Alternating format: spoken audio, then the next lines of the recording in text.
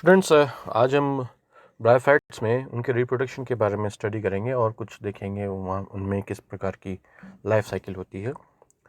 Bryophytes जो कि embryophytes हैं, थैलोफाइट्स भी कहा जाता है, और उनमें जो मेन प्लांट बॉडी होती है वो गैमेटोफाइट होती है।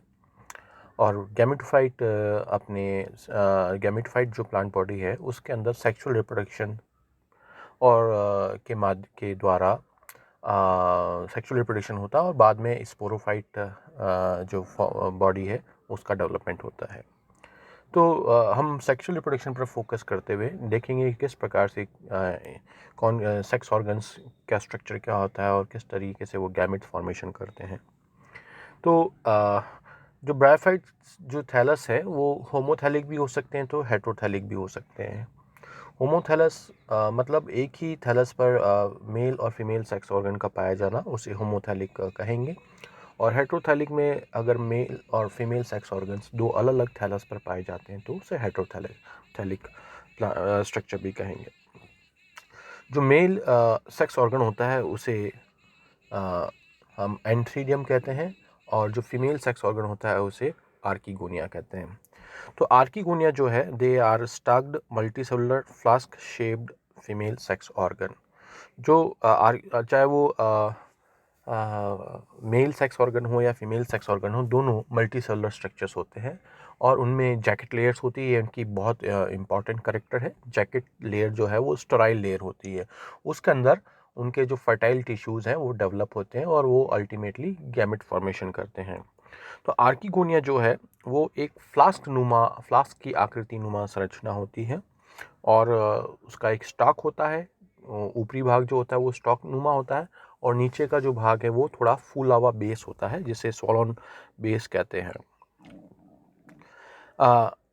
Archegonia are consisting of an elongated upper portion called neck and lower swollen portion venter।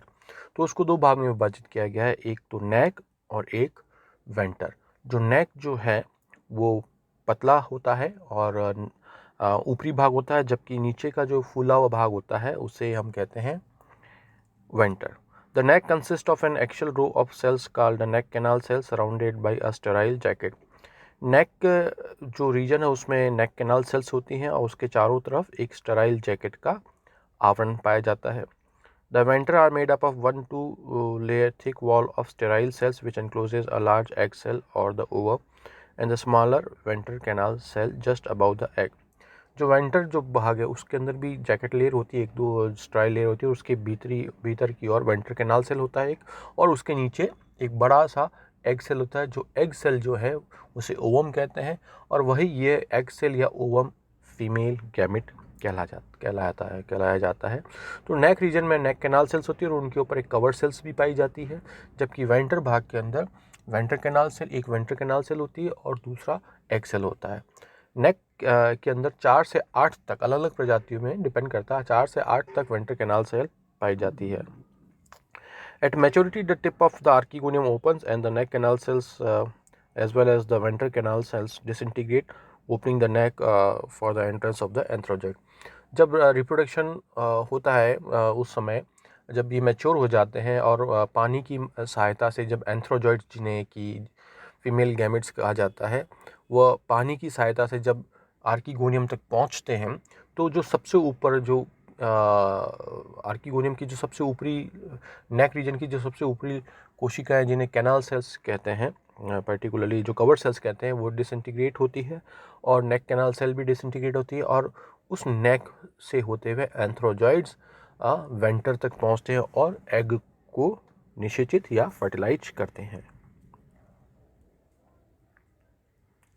इस चित्र में आप देख सकते हैं, स्पष्ट है कि एक फ्लास्क नुमा आकृति है जिसमें सबसे ऊपर तो कवर सेल्स हैं और उसके नीचे की ओर नेक कैनाल सेल्स हैं। नेक कैनाल सेल के नीचे की ओर वेंटर के अंदर वेंटर कैनाल सेल है, और सबसे नीचे जो बेस में है वेंटर का वो एग सेल होता है। और ये जो पूरा फ्लास्क नुमा आकृति है ये दो भागों में विभाजित की गई है, एक नेक और दूसरा वेंटर। ये पोरेला का आर्कीगोनियम का चित्र यहाँ पर बताया जा रहा है। जो एंथ्रीडिया है वो मेल सेक्स ऑर्गन होता है। It consists of a round structure consisting of a single layered jacket surrounding a central mass of endocytes. तो एंथ्रीडिया जो मेल सेक्स ऑर्गन है वो एक राउंड स्ट्रक्चर होता है। आप यूँ समझिए कि कोई रैकेट होता है, बैडमिंटन का रैकेट का आप जो पोर्शन देखते हैं, राउंड पोर्शन जिसमें नेट लगी होती है, उस प्रकार की संरचना इनमें पाई जाती है। एक इनमें भी बाहरी जो आवरण है वो स्टेराइल जैकेट का होता है और भीतर की ओर फर्टाइल टिश्यूज एंड्रोसाइट्स होती है। ये एंड्रोसाइट आगे चल करके हर एक एंड्रोसाइट आगे चल करके एंथ्रोजॉइड्स का निर्माण करती है। एंथ्रोजॉइड्स जो है वो मेल गैमेट होते हैं, वो बहुत आकार में बहुत ही छोटे होते हैं, एग सेल्स हैं। और सबसे बड़ी बात ये है कि ये जो एंथ्रोजॉइड्स हैं ये इनके ऊपर फ्लैजेला पाए जाते हैं, जबकि और ये मोटाइल है, ये पानी की सहायता से स्विम कर सकते हैं, मूव कर सकते हैं, जबकि एग सेल कभी मूव नहीं करता, वो नॉन मोटाइल होता है और उस पर कभी भी फ्लैजेला नहीं देखे गए हैं, नहीं पाए जाते हैं। ईच चेंजेस, हर एंड्रोसाइट धीरे धीरे जब विकसित होता है, उसके मियोसिस के पश्चात बाई फ्लैजेलेटेड एंथ्रोजॉइड्स बनाते हैं। तो एंथ्रोजॉइड जो होता है उस पर 2 फ्लैजेला होते हैं उसके टिप पर। The anthrozoids are released when the anthridium ruptures, thus allowing them to swim freely in water film. The anthrozoids enter through the open neck and fuses with egg to form diploid zygote. तो चाहे egg हो चाहे antherozoids हो, वह जो gametophyte के tissue से निर्माण होते हैं और माइटोसिस प्रक्रिया के द्वारा इनका निर्माण होता है। क्योंकि गैमेटोफाइट खुद हैप्लॉइड है, यहाँ मियोसिस नहीं होगा, मियोसिस स्पोरोफाइट स्टेजेस के अंदर होता है। तो माइटोसिस माइटोटिक डिवीजन से चाहे वो एग सेल हो चाहे वो एंथ्रोजॉइड्स हो, उनका निर्माण होता है। और जब एंथ्रीडियम का जो कवर सेल है, जैकेट लेयर है, जब वो बर्स्ट होती है तो वहाँ से खूब सारे एंथ्रोजॉइड्स स्विम करते हुए एंथ्रीडियम तक पहुँचते हैं और वहाँ पर जाकर एग सेल को फर्टिलाइज करते हैं। और उसके जस्ट पश्चात जब एग सेल और एंथ्रोजॉइड का फर्टिलाइजेशन या फ्यूज़न होता है तो वो जो संरचना कहलाती है वह जाइगोट कहलाता है और वो डिप्लॉइड स्टेज हो जाती है। और जैसे ही जाइगोट जो है वो हम कह सकते हैं कि स्पोरोफाइट अवस्था की बीजाणुविद अवस्था की प्रथम कोशिका भी कहते हैं। After division of zygote a multicellular embryo is formed which is nourished by the gametophyte. तो जब जाइगोट का निर्माण हो गया तो उसके पश्चात जाइगोट में माइटोसिस होता है, समसूत्री विभाजन के पश्चात एक एम्ब्रियो का निर्माण होता है, भ्रूण का निर्माण होता है और उस भ्रूण को गैमेटोफाइट ही पोषित करता है। The embryo grows and forms a mature sporophyte within which sporogenous tissues will form spore tetras, which in turn are released as the spore, forming either the gametophyte or the protonema, which in turn forms a typical gametophyte. तो जब embryo धीरे धीरे sporophyte का निर्माण करता है और sporophyte जो कि प्रत्येक कोशिका जो होती है वो डिप्लॉइड कोशिका होती है और उस स्पोरोफाइट जो टिश्यूज़ है उसमें भी स्पोरोजीनस टिश्यूज़ जो हैं वो मियोसिस के बाद स्पोर्स का निर्माण करते हैं। अब स्पोर्स जो होते हैं वो अगुणित होते हैं, हैप्लॉइड होते हैं। मियोसिस के पश्चात जो रिडक्शन डिवीजन के पश्चात वो हैप्लॉइड स्पोर्स बनाते हैं और जब हैप्लॉइड स्पोर्स जब समय आता है और जब कैप्सूल जो रप्चर होता है, क्योंकि जब आप स्पोरोफाइट को आप देखेंगे तो उसमें 3 मुख्य भाग होते हैं, फुट, सीता, कैप्सूल। तो कैप्सूल जब रप्चर होता है तो स्पोरोफाइट जो स्पोर्स हैं, बीजाणु हैं, जो वो रिलीज़ होते हैं और वो जब सही वातावरण के अंदर जहाँ पर नमी हो वो उपलब्ध होती है तो वो या तो प्रोटोनिमा बनाएंगे या सीधा एक गैमेटोफाइट बना सकते हैं। प्रोटोनिमा भी आगे जाकर एक नया गैमेटोफाइट का निर्माण करता है। तो आप इस संरचना में देख सकते हैं कि ये बीच में एक रैकेटनुमा आकृति का एक एंथ्रीडियम या रिक्शा का एंथ्रीडियम बताया जा रहा है। उसमें एक बाह्य आवरण जो है वो जैकेट लेयर का, अंदर जो है वो एंड्रोगोनियल सेल्स हैं या एंड्रोसाइट सेल्स हैं। ये प्रत्येक एंड्रोसाइट सेल 2 बाइफ्लैजेलेटेड एंथ्रोजॉइड्स का निर्माण करते हैं। तो एक एंथ्रीडियम में असंख्य एंथ्रोजॉइड्स का निर्माण हो सकता है, जबकि एक आर्कीगोनियम के अंदर एक ही एग सेल का निर्माण होता है। ये इस बात को आप ध्यान रखिएगा। ये और आप एक देख सकते हैं कि आर्कीगोनियम और एंथ्रीडियम का चित्र है। Gametangia and gametes can be embedded in the gametophyte tissue as shown here. तो ये जो गैमेटेंजिया, ये जो रिप्रोडक्टिव ऑर्गन्स है, चाहे एंथ्रीडियम हो आर्कीगोनियम, वो गैमेटोफाइट के अंदर एम्बेडेड होते हैं, अंदर की तरफ पाए जाते हैं। फर्टिलाइजेशन जैसे मैंने बताया कि जब एंड्रोजोइड्स और जाइगोट दोनों एंड्रोजोइड्स और एग दोनों हैप्लॉइड होते हैं, जब दोनों का फ्यूजन होता है तो जाइगोट बनता है, और जाइगोट फिर आगे जाकर के स्पोरोफाइट का निर्माण करता है। और स्पोरोफाइट फ्री लिविंग नहीं है, वो स्पोरोफाइट किस पे निर्भर करता है, गैमेटोफाइट में। तो स्पोरोफाइट का निर्माण खा रहा उसी आर्किगोनियम में, जो आर्किगोनियम जो खुद एक गैमेटोफाइट का पार्ट है। क्योंकि आर्किगोनियम में जो एग सेल है वो आगे जाके जाइगोट बनता है निषेचन के पश्चात, उसी जाइगोट से पूरा स्पोरोफाइट का निर्माण होता है। और स्पोरोफाइट में जो स्पोरोजिनस टिश्यूज बनते हैं, वह स्पोरोजिनस टिश्यूज जो है मियोसिस के पश्चात हैप्लॉइड स्पोर्स का निर्माण करते हैं, बीजाणुओं का निर्माण करते हैं। वह बीजाणु फिर आगे जाकर गैमेटोफाइट अवस्था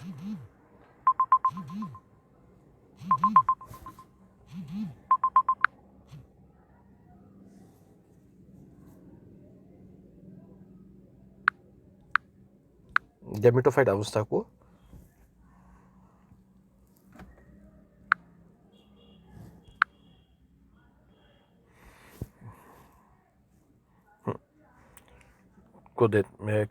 का निर्माण करते हैं।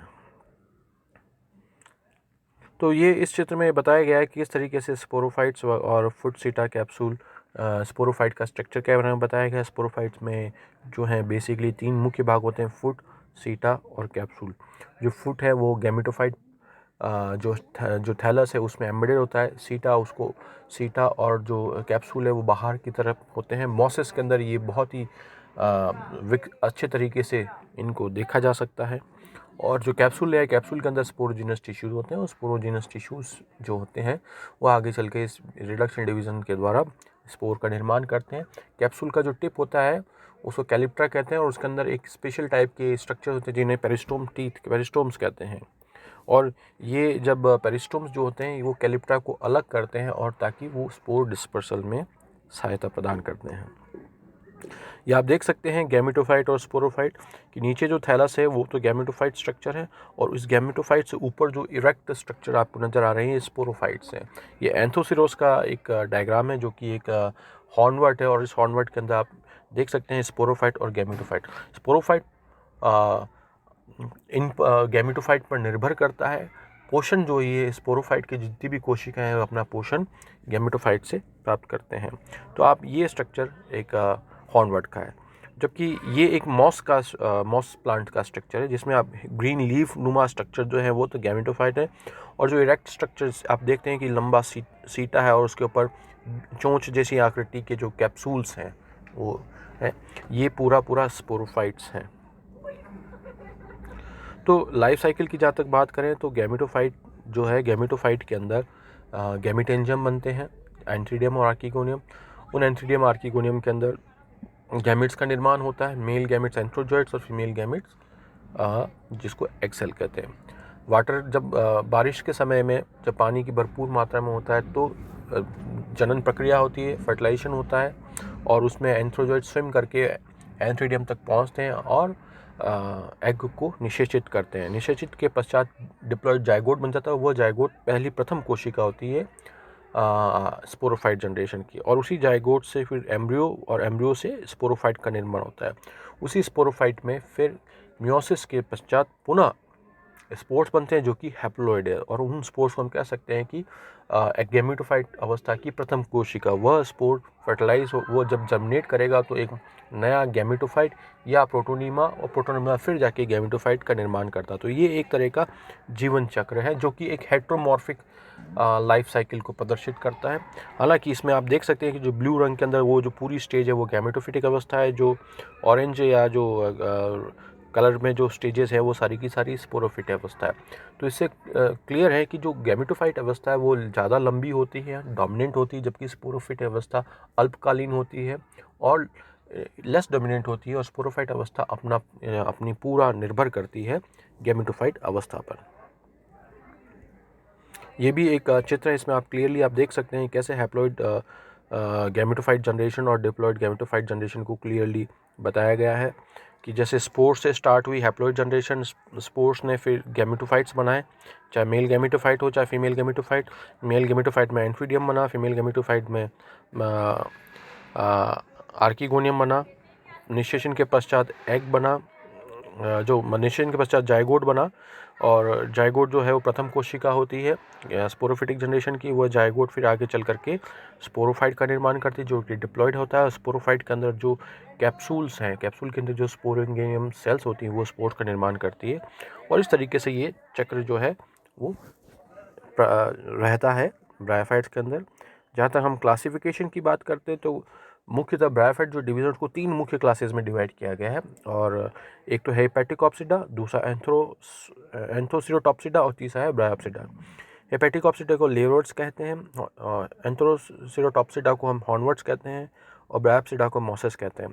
जैसे कुछ रिप्रेजेंटेटिव एग्जांपल्स दे रखे हैं। लेवर्ड्स में रिक्शा मार्केंशिया, हॉर्नवर्ड्स में एंथोसिरोस, मॉसेस के अंदर फ्यूनेरिया, स्फैग्नम, पॉलीट्राइकम, ये कुछ मुख्य उदाहरण हैं। तो बच्चों, आज मैं उम्मीद करता हूँ कि आपने आज इनके जीवन चक्र के बारे में, रिप्रोडक्शन के बारे में स्टडी किया है। अगली कक्षा में हम इनके सेलेक्टेड जीनरास का अध्ययन करेंगे।